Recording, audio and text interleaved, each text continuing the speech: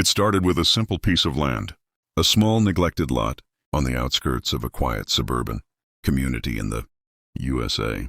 I had purchased it years ago, hoping someday to build something meaningful, a small house, a garden, or perhaps a tiny retreat. But what I didn't realize at the time was that this land would become the battleground for a war I never wanted.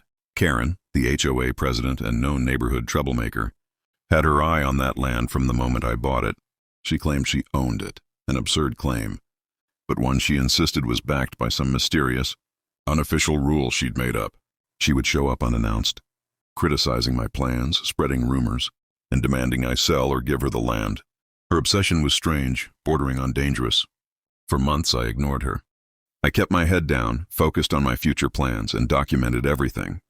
I hired surveyors, obtained permits, and made sure every detail was within legal bounds. I was cautious, knowing she was unpredictable and that her influence over the HOA was strong. But I refused to let her bully me into giving up what I rightfully owned. Then things took a dark turn. Karen filed a series of fake complaints with local authorities, claiming I was illegally developing the land. She claimed I was building without permits, violating zoning laws, and even that I was endangering the neighborhood's safety. Her accusations were baseless, but they carried weight because of her influence. I responded by gathering irrefutable evidence, permits, official documents, and expert reports confirming I was in full compliance. I also reached out to a local lawyer, experienced in property disputes and HOA conflicts.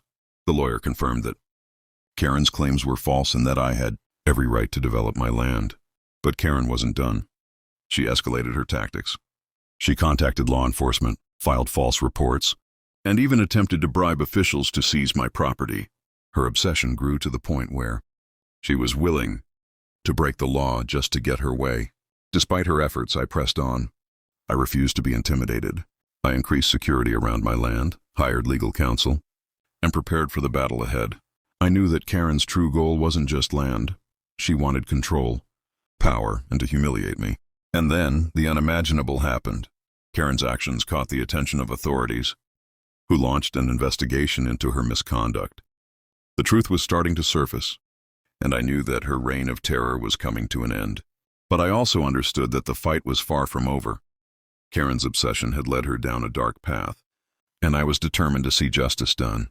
This was just the beginning of a story that would shake the community, expose corruption, and ultimately lead to her downfall. I was ready to fight back, and I knew I had the truth on my side.